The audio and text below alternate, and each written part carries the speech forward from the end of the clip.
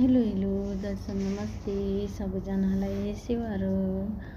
अनि आज चाहिँ मैले पनि छोटो अनि मिठो मेरो परिवारसँग कुराकानी गरेको भिडियो युट्युबमा राखेको। जस अब पछि केही खतमा मोबाइलमा डिलिट भयो यताउति भयो भने मेमोरिजको लागि हुन्छ भनेर मैले पनि राखेको। अब अरू त मलाई खासै त्यस्तो यो लाग्दैन, तर आफ्नो फ्यामिलीसँग बेस्ट अब मेरो आमासँग बोलेको अनि बहिनीहरूसँग बोलेको। मेरो आमा हुनुहुन्छ अनि मेरो कान्छी बहिनी, माइली बहिनी अनि मैले जन्म दिएको मेरो प्यारी छोरी।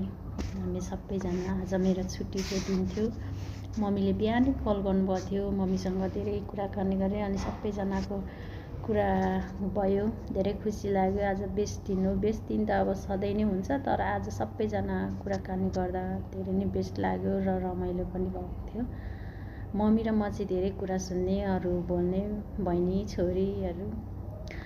अनि अब मान्छेमा दुःख सुख हुन्छ, तर दुःख सुखलाई सधैँभरि सम्झेर, दुःख पीडालाई सम्झेर अब सधैँभरि त्यो त्यसरी बस्नु पनि नमिल्ने रहेछ। अब आफू मनमा जे भए पनि आफ्नो फ्यामिलीको लागि भए पनि होइन, खुसी भएर बाँच्नुपर्ने रहेछ। त्यो चाहिँ मैले पनि भोगेको छु, मेरो भोगाइ हो। अनि मेरो जन्म दिने आमा अनि मैले जन्म दिएको मेरो छोरीलाई हेरेर र मेरो बहिनीहरू हेरेर भयो भने म खुसी हुन्छु अनि धेरै नै खुसी लाग्छ। अब सधैँ बोल्नु नपाए पनि कहिले बोले पनि धेरै नै रमाइलो लाग्छ मलाई।